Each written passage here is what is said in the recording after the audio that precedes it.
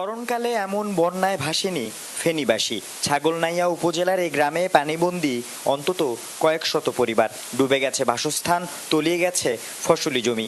অসহায় মানুষগুলো আশ্রয় নিয়েছে আশপাশের উঁচু ভবনগুলোর ছাদে। ডুবে যাওয়া এমন অনেক বসতঘরের চাল ও মাচায় আশ্রয় নিয়েছে শিশু ও মহিলারা।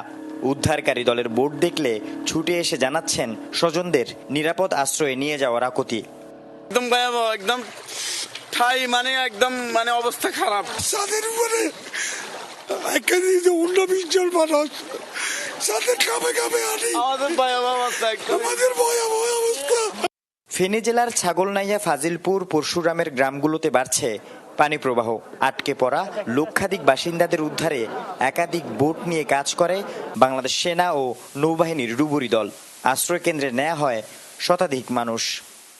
ইতিহাসে আর হয়েছে বলে আমার মনে হয় না, এটা এবারই আমার মনে প্রথম ভাই। খুব করুণ অবস্থা, কারে কি বাঁচাবো মানে বাঁচানোর মতো কেউ কোনো পরিস্থিতি নাই। গতকালকে আমার কলিগের বাসায় আশ্রয় নিয়েছিলাম এদিকে, তো ওই সময় কম সমান পানি ছিল। আজকে ওনাদের একতলা বিল্ডিং পুরোটি ডুবে গেছে, ওনারা এক জায়গায় আশ্রয় নিছে, মানে ওইখানেও থাকার মতো না।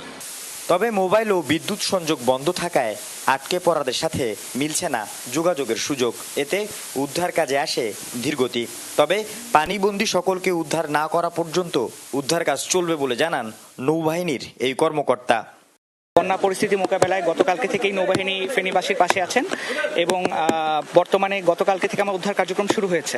তাছাড়া আমাদের টোটাল 12টা বোট আছে, যে বোটগুলো এখন উদ্ধার কার্য চলতেছে এবং এটা একবারে সকাল থেকে শুরু হয়েছে, একটানা রাত পর্যন্ত, যতক্ষণ পর্যন্ত না হয় এটা চলতে থাকবে। ঘরবাড়ি ও ফসলি জমির মতো পানিবন্দী ফেনীর একমাত্র 250 শয্যা বিশিষ্ট হাসপাতাল সহ গুরুত্বপূর্ণ সব সরকারি প্রতিষ্ঠান।